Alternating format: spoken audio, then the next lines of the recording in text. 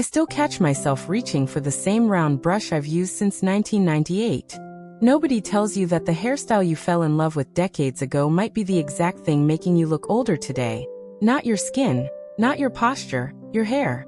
Today I'm walking you through 5 outdated hairstyles that quietly add years, and exactly what to ask for instead so you walk out looking like yourself, only sharper. I researched the worst style and beauty mistakes and the best fixes for women over 50, so you get real results, fast. If you haven't already, hit subscribe. I cover this every week. Part 1. The helmet blowout that's sealing you off from everyone. Here's something your stylist has probably never said to your face. Heavy hairspray and stiff, rounded volume actually make skin look harder, not softer. It's the shape, not the amount of hair. When every strand moves as one solid piece, there's no light passing through it. And the eye reads that as heaviness instantly. That's the part nobody explains at the salon chair.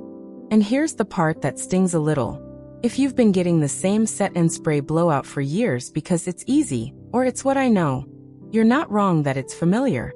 But familiar and flattering stopped being the same thing a while back. The moment hair stops moving, a face stops looking alive next to it.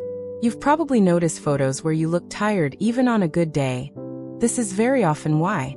The fix is a soft, textured blowout with a diffused, brushed-out finish instead of a rounded set. Ask specifically for a brushed-out, low-volume blowout with movement through the ends. That phrase matters because blowout alone still gets you the stiff version 9 times out of 10. The technique itself changes everything. Instead of setting each section with a round brush and locking it with spray at the root, the stylist works the dryer at a lower heat, brushing hair down and outward rather than under and around, letting pieces fall separately instead of fusing into one solid dome.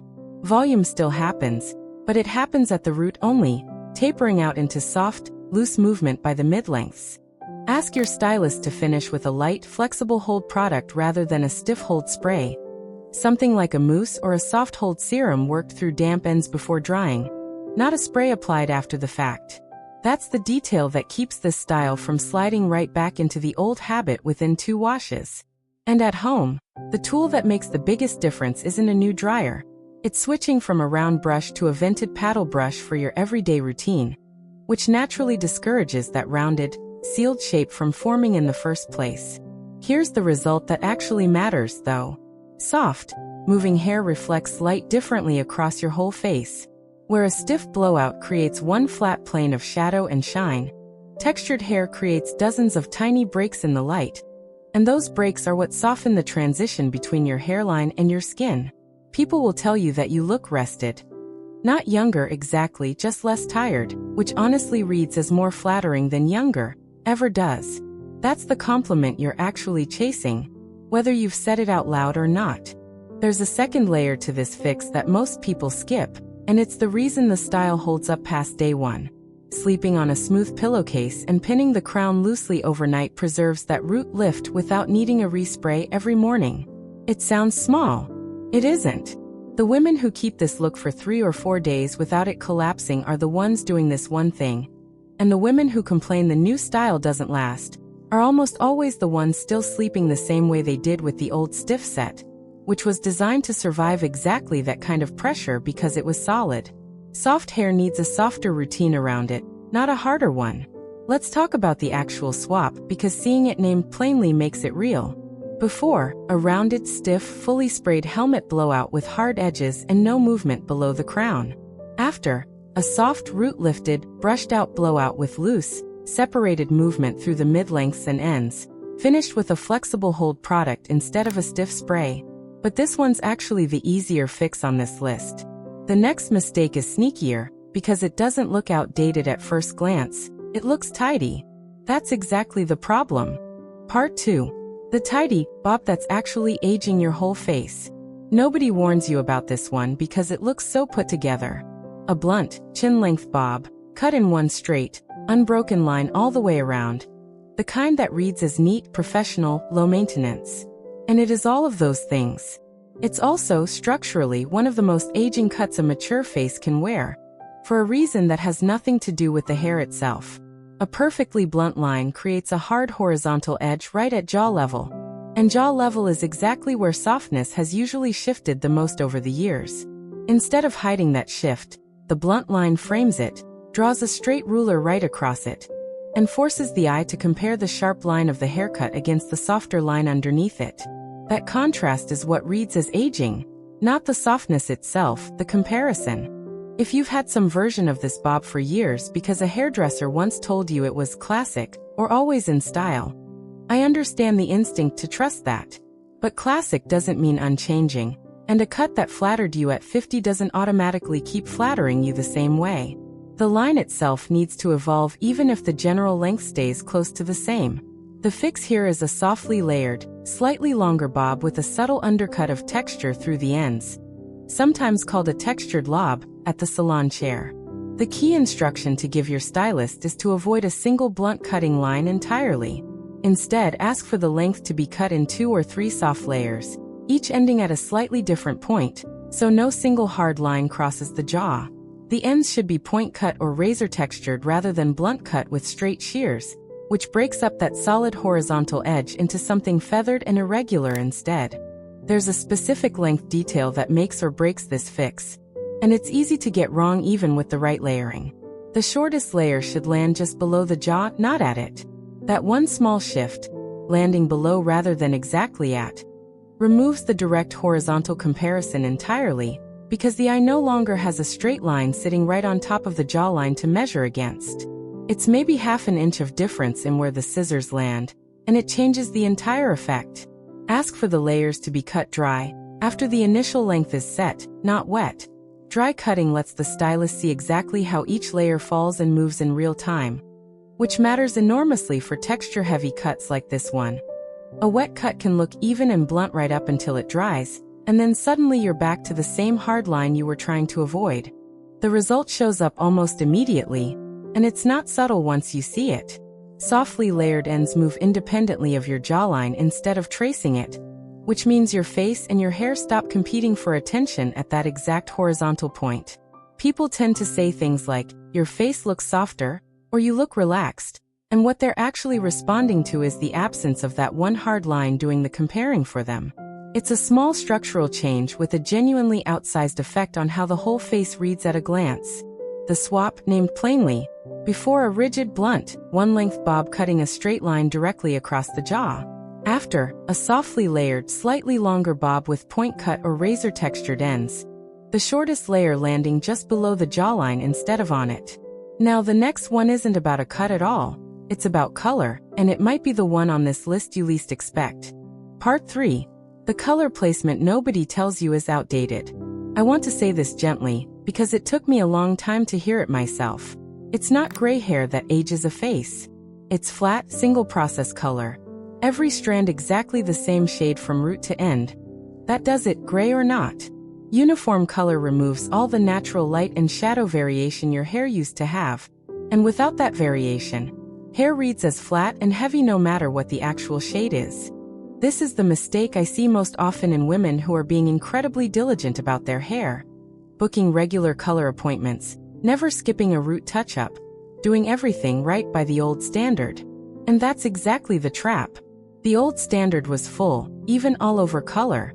That standard is what's quietly working against you now, not the fact that you're coloring your hair at all. The fix is dimensional color, a mix of 2 or 3 tones placed strategically rather than one flat shade applied everywhere. If you're staying with color, ask specifically for lowlights woven through, 1 to 2 shades deeper than your base, placed mainly around the face and through the crown. If you're transitioning toward gray, ask for soft highlights blended through the gray to bridge the regrowth line, rather than continuing full coverage. Both versions solve the same underlying problem. They reintroduce the light and shadow variation that flat color removes. The placement detail matters more than the technique name. Ask your colorist to concentrate the dimension around your face first, the 2-inch section framing each side, before worrying about the back or crown. That framing section is what people actually see when they're talking to you. And it's the section that does the most work in softening how your face reads next to your hairline.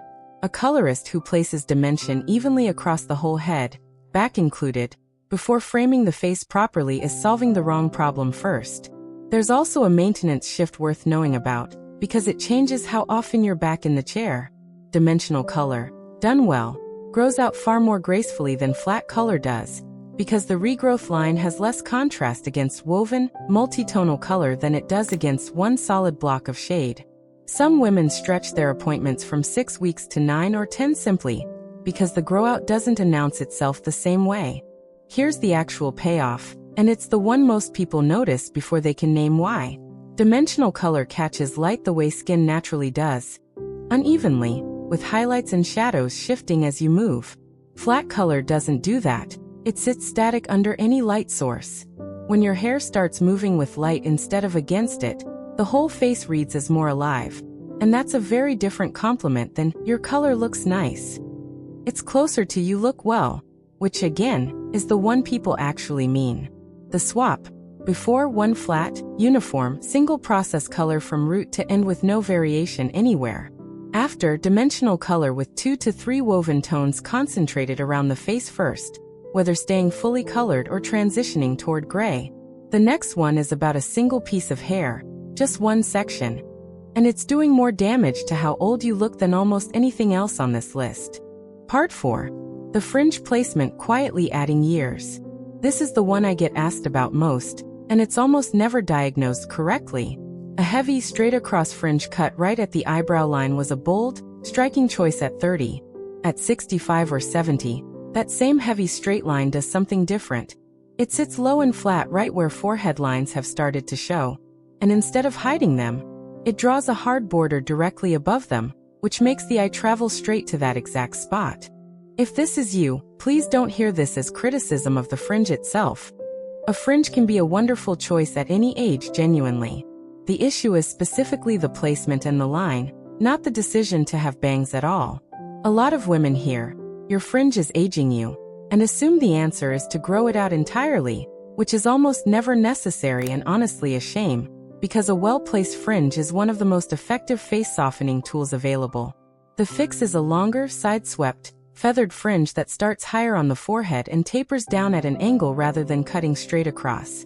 Ask your stylist for a fringe that begins at the highest point of your arch, not your brow line, and is point cut through the ends so the pieces feather rather than sit as one solid block. The length should graze just past the outer corner of your eye on the longer side, angling down from a shorter piece near the center part. The angle is what does the real work here, more than the length. A straight across fringe creates one continuous horizontal line. And horizontal lines are what draw attention to horizontal features like forehead lines and brow position.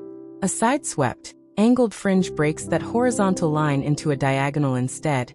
And diagonal lines pull the eye up and across rather than straight down onto the forehead. It's a small geometric shift with a surprisingly large visual result. Styling it day to day is simpler than people expect. Rough dry the fringe pieces with fingers, pushing them slightly to the side while damp. Then let them set without a flat iron or heavy product. Overstyling a soft fringe with too much smoothing actually flattens it back into that solid line effect you're trying to avoid. A little movement and a little imperfection in how it falls is doing you a favor, not working against you. The result tends to surprise people the most out of everything on this list, because the change is small in terms of actual hair removed, but large in terms of how the whole upper face reads.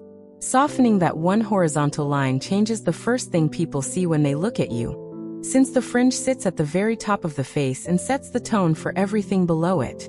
Women often tell me this is the single fix that got the most comments, more than a haircut, more than color, because it's positioned exactly where eye contact naturally lands first. The swap. Before, a heavy straight across fringe sitting low at the brow line with one solid horizontal edge. After, a longer side-swept, feathered fringe starting higher on the forehead, angled diagonally, grazing just past the outer eye corner on the longer side. One more to go, and this last one is about length, not shape or color, and it's the one most women resist changing the longest. Part 5. The length that's working against your whole frame. Here's a hard truth I wish someone had told me sooner. Hair that's long enough to hang straight past the shoulder, with no shape built into the ends, doesn't read as youthful past a certain point. It reads as unstyled, no matter how healthy or shiny it actually is. Length alone was never the flattering part. Movement was always the flattering part, and once hair passes a certain length without shape, movement disappears entirely under its own weight. I know this is the one that gets the most pushback, because long hair often feels tied to identity in a way a lot of other style choices don't. Nobody's telling you to cut it short. That's not the fix, and honestly it's rarely the right answer. The fix is keeping the length you love while finally letting a stylist build real shape into it, which is the step most women skip entirely for years, sometimes decades. The specific ask is long layers starting around chin length, cut to create movement through the mid-lengths without losing overall length, finish with slightly rounded, face-framing pieces near the front. Tell your stylist plainly, I want to keep the length, but I want shape built in from the chin down, not just a trim on the ends. That distinction matters, because a trim only maintains the existing shape. It doesn't create a new one, and if there's no shape to maintain in the first place, a trim alone will never fix this. The weight distribution is the technical piece that makes this work. A stylist needs to remove internal weight through the midsection of the hair, meaning thinning and layering happen underneath the top layer, invisible when hair is down, rather than at the very ends where it would shorten the overall length. This is sometimes called internal layering or weight removal, and it's worth naming specifically because a general request for layers can sometimes just mean face framing pieces up top, which isn't the same fix and won't solve the flat, heavy problem on its own. Once that internal shape is built in, styling changes too. A loose, low-heat wave through the mid-lengths, done with a 1-inch iron, alternating direction section by section, brings out the layering in a way flat ironing never will. Flat ironing long layered hair tends to erase the very shape you just paid for, so if you're someone who reaches for a flat iron daily, this is worth reconsidering now that the cut itself has changed.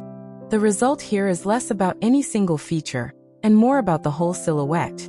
Long hair with real shape moves when you turn your head, catches light differently at the crown than at the ends, and settles differently around your shoulders depending on how you're sitting or standing. That kind of movement is what people are responding to when they say someone carries long hair well at any age. It was never really about the length number at all. It was always about whether the hair had a shape working with gravity instead of just hanging under it. The swap plainly, before long hair past the shoulder with no internal layering, hanging flat and heavy under its own weight.